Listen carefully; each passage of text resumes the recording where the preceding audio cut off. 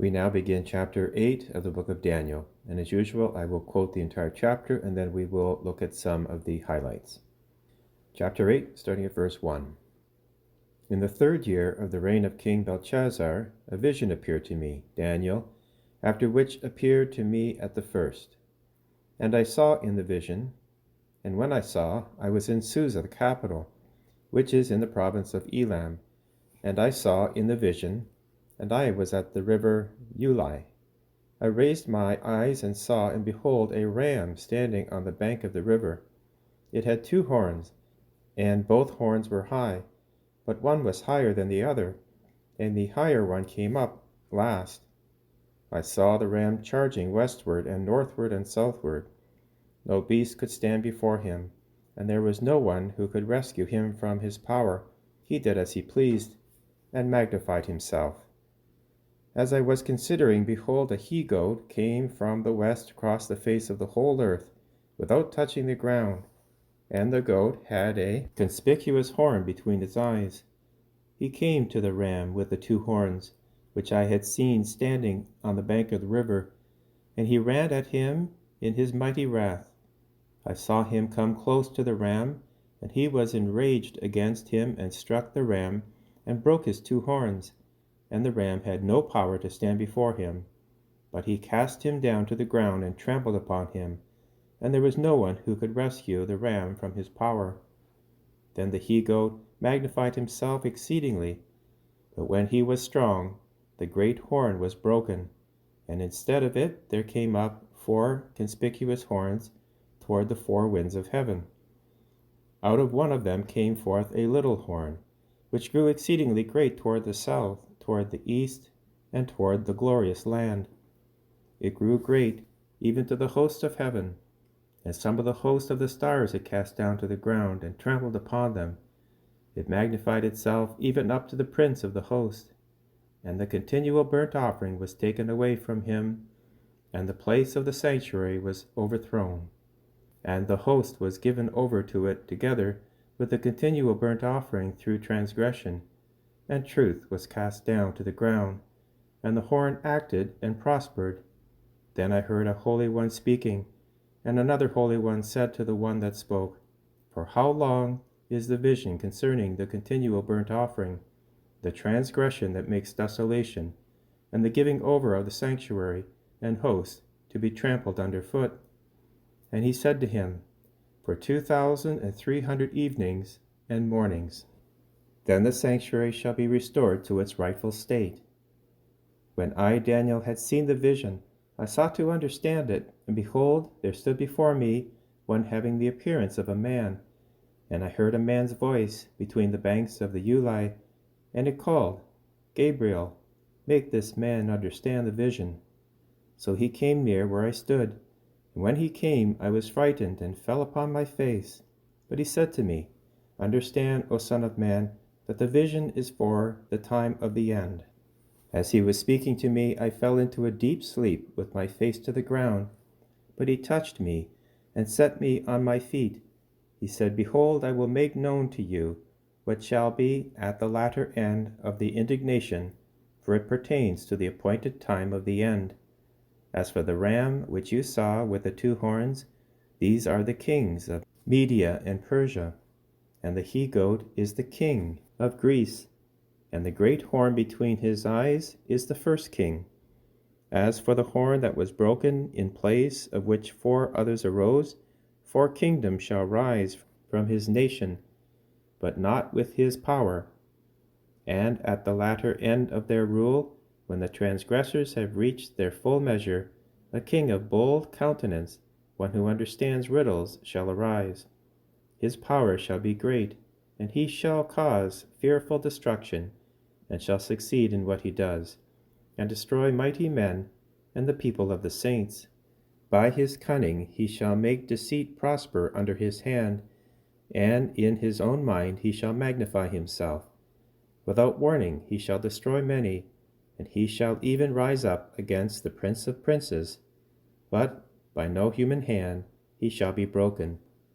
The vision of the evenings and the mornings which has been told is true, but seal up the vision, for it pertains to many days hence.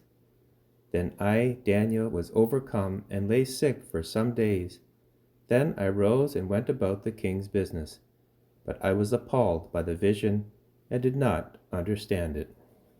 In chapter 8, we see a more particular focus than chapters 2 and 7, which gave a panoramic view of 4 successive pagan kingdoms, from Babylon to Persia to Greece to Rome, and ultimately to the kingdom of God, illustrated by the symbols of 4 metals and 4 beasts. Now, in chapter 8, the focus narrows in on Greece's conquest of Persia and its consequences for the people of God. The setting is 550 BC in the 3rd year of Belshazzar's reign, when Daniel has a second dream, which will prompt him to give to the king the devastating interpretation of the writing on the wall in chapter 5, verses 24 to 28. In the dream, a ram symbolizing Medo-Persia is attacked by a he-goat that has a conspicuous horn between its eyes, and that comes from the west across the face of the earth without touching the ground. A ram is now used as a symbol for Persia because it was commonly recognized as a form of Persia's guardian spirit, and the Persians had the ram on their shields as they went out to battle. The he-goat is Greece, and the horn Alexander the Great, as interpreted by the angel Gabriel in verses 20 to 26. What is interesting is that Alexander the Great's actual nickname was the Goat. The dream further specifies the great general's death and his kingdom being divided among his 4 generals, from which comes a leader, a little horn, who will persecute the glorious land, that is, the land of Israel. Scholars identify the little horn as Antiochus Epiphanes IV, which name means God manifest, who was the Hellenistic king of the Seleucid Empire from 175 BC to his death in 164 BC. The Seleucid Empire was one of the 4 territories of Alexander the Great's conquest that was parceled out after his death, and that had control over Israel. The story of Antiochus Epiphanes IV and his persecution is outlined in detail in 1st and 2nd Maccabees. Basically, his plan was to make his entire kingdom one people, and that each should then give up their customs, and everyone then be Hellenized, that is, become Greek pagans.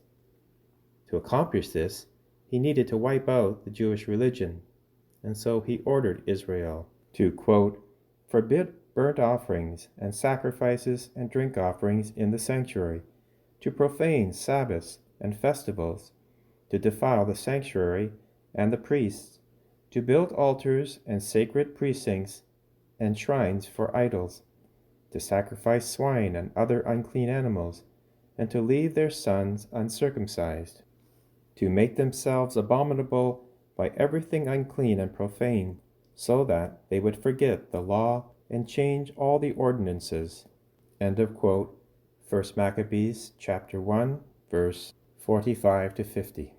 Furthermore, Antiochus ordered that all the books of the law be destroyed, and that any Jew caught with the Torah be put to death.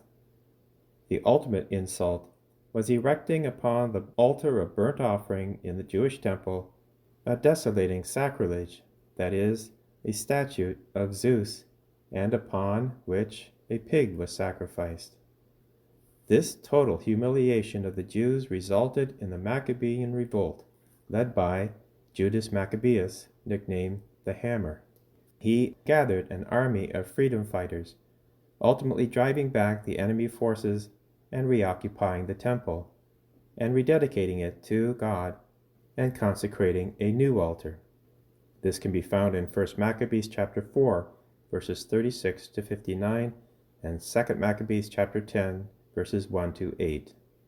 According to Jewish tradition and recorded in the Talmud, the lamps were relit, but there was only enough consecrated oil to keep it burning for 1 day, and it would take a week to prepare more. By a miracle of God, the lamp burned for 8 days, which is why the feast of Hanukkah, or dedication, as St. John the Evangelist calls it in John chapter 10, verse 22, also known as the Festival of Lights, lasts 8 days. In the New Testament, Jesus fulfills this feast by being the light of the world and the new temple in his body. When the Jewish temple once again needed cleansing, Jesus took a whip of cords, drives out the animals and money changers, and in response to the request for a sign for doing this, responds, quote, "Destroy this temple, and I will raise it up in 3 days," end of quote, indicating the coming destruction of the Jewish temple and its replacement by Christ's body, the church. Jesus also fulfills this feast by saying in John chapter 8, verse 12, quote, "I am the light of the world," end of quote, and now calls us to share in his radiance. Quote, "You are the light of the world. A city that is set on a hill cannot be hidden, nor do they light a lamp and put it under a basket, but on the lampstand, and it gives light to all who are in the house. Let your light so shine before others that they may see your good works and glorify your Father in heaven," end of quote. Matthew chapter 5, verses 14 to 16. Daniel chapter 8, verses 10 to 12 describes the great arrogance of Antiochus Epiphanes IV, magnifying himself even up to the Prince of the Host, that is, Yahweh, claiming equality with God and attacking him and casting down to the ground some of the stars, that is, God's holy and wise servants among the people, and taking away the continuous burnt offering and overthrowing the sanctuary, and casting truth down to the ground, that is, trying to destroy the Hebrew Scriptures. This is followed by a great lament in verse 13 over the transgression that makes desolation, as one angel cries out to the other, "How long?" The answer given in verse 14 is 2,300 evenings and mornings, that is, 1,150 days, or 3 years and 55 days, according to how scholars interpret this verse, which corroborates and corresponds to the time that Antiochus Epiphanes IV committed his desecration, according to 1st and 2nd Maccabees. In verse 15, we are introduced to the angel Gabriel, who has been sent by God to give Daniel the interpretation of the dream. The name Gabriel means God Hero, and he will, of course, return to Nazareth to announce good news to another young person of prayer, the Blessed Virgin Mary. Since angels figure prominently in the book of Daniel, and really in the rest of Scripture, it is appropriate now to ask ourselves, just what is an angel in terms of their nature, their operation, and how they manifest something of God's glory. The word angel in Greek means messenger, denoting one of their functions, that is, to be sent. Their nature is spirit, that is, immaterial, each an individual subsisting in an intellectual nature, and so a person. The tradition on this point is nicely summarized by St. Bernard, quote, "Let us remember that the citizens of that country are spirits, mighty, glorious, blessed, distinct personalities of graduated rank, occupying the order given them from the beginning, perfect of their kind, endowed with immortality, being of pure mind, benignant, affectious, religious, and devout, of unblemished morality, blessed with unbroken peace, God's edifice dedicated to the divine praises and service. All this we ascertain by reading and hold by faith," end of quote. And that's from his work, De Consideratione. As far as how and when angels came to be, the Fourth Lateran Council of 1215 gives the answer, quote, "God by his almighty power created together in the beginning of time both creatures, the spiritual and the corporeal, namely, the angelic and the earthly, and afterwards the human, as it were, an intermediate creature, composed of body and spirit," end of quote.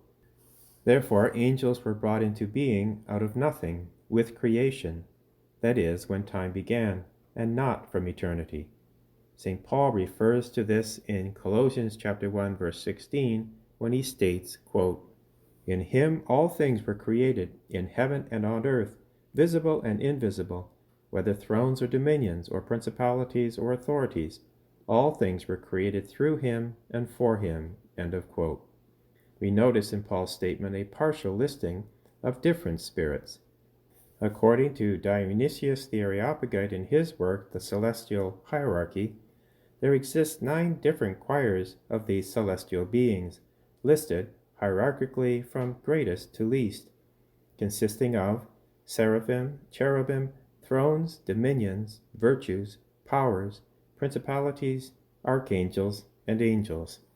This is derived from such biblical passages as Galatians chapter 3 verses 26 to 28, Matthew chapter 22 verses 22 to 33, Ephesians chapter 1 verse 21 to 23, and Colossians chapter 1 verse 16.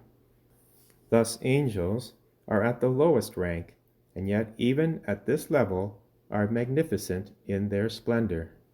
As far as the number of angels created by God, Daniel says, describing his vision of the throne of God in chapter 7 verse 10, quote, "1,000,000 served him, and 10,000 times 10,000 stood before him," end of quote, which seems to indicate an innumerable multitude. This is St. John's position in his book, The Apocalypse, chapter 5, verse 11, quote, "Then I looked, and I heard the voice of many angels surrounding the throne, and the living creatures and the elders. They numbered myriads of myriads and thousands of thousands." End of quote. St. Thomas Aquinas, in his Summa Theologia, question 5, article 3, suggests an exceedingly great number, far beyond all material multitude, since these perfect beings give splendor to creation, and the more perfect the being, the greater the number. In the next article of question 5, St. Thomas suggests something even more amazing, that each particular angel is an entire, separate, and complete species, not lacking any perfection, different in kind from the next angel. In other words, there are not 2 angels of the same species. To understand the magnitude of this statement, let us consider our nature, that is, the human race. It is one species that has yet to be fully manifested in all its splendor and perfection, since with each birth of a new baby, a unique human person with its unique set of qualities adds to the species' perfection and completion. How many human persons have ever existed from the very beginning until now? Even if it's 10 billion, that still is a partial fulfillment of the species, because we don't know how many more will yet come into existence between the present and the end of time. If we were to combine into one human species all the aspects of beauty, intelligence, personality, and so on of each person who ever has been or ever will exist, the resulting nature would be unimaginably brilliant in its perfections.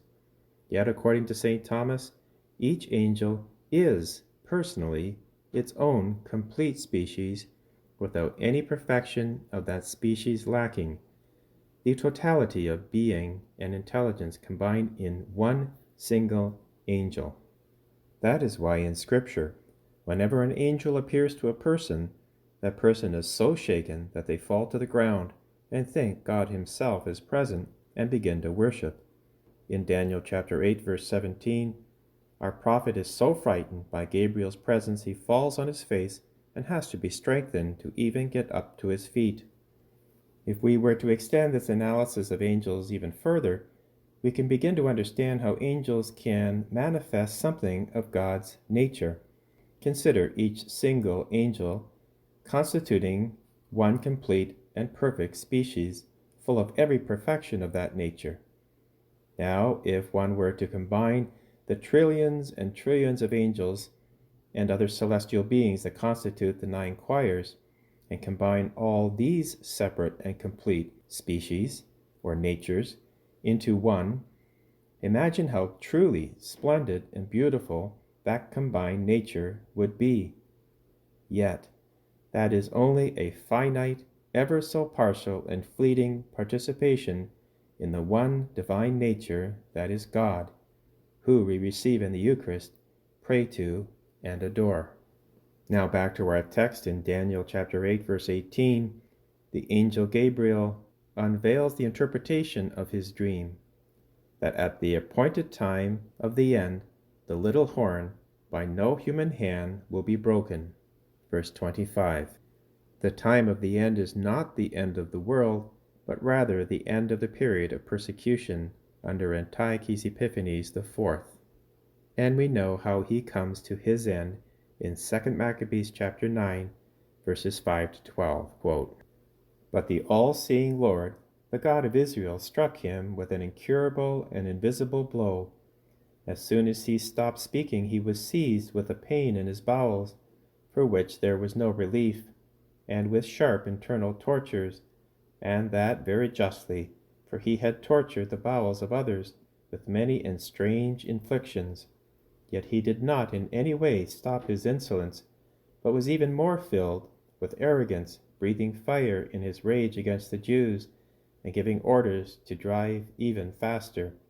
And so it came about that he fell out of his chariot as it was rushing along, and the fall was so hard as to torture every limb of his body. Thus he who only a little while before had thought in his superhuman arrogance that he could command the waves of the sea, and had imagined that he could weigh the high mountains in a balance, was brought down to earth and carried in a litter, making the power of God manifest to all." End of quote. In the final verse of this chapter, Daniel recounts his repulsion regarding the dream and its interpretation, and lay sick for some days. Even though he was not personally involved in any of the events of the dream, yet Daniel is grieved over the future sufferings of Israel under the wicked king, who is both a historical figure in the 2nd century BC and represents one of the many antichrists referred to in 1 John chapter 1, verse 18. As we saw in chapter 7 of the book of Daniel, the little horn of Daniel chapter 7, verse 8 also pointed forward to the future Antichrist. The Catechism of the Catholic Church, in paragraph 675, states the following regarding the Church's ultimate trial. Quote, "Before Christ's second coming, the Church must pass through a final trial that will shake the faith of many believers.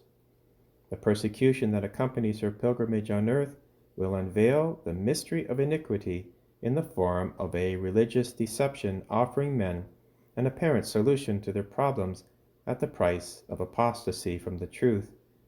The supreme religious deception is that of the Antichrist, a pseudo-messianism by which man glorifies himself in place of God and of his Messiah come in the flesh." End of quote.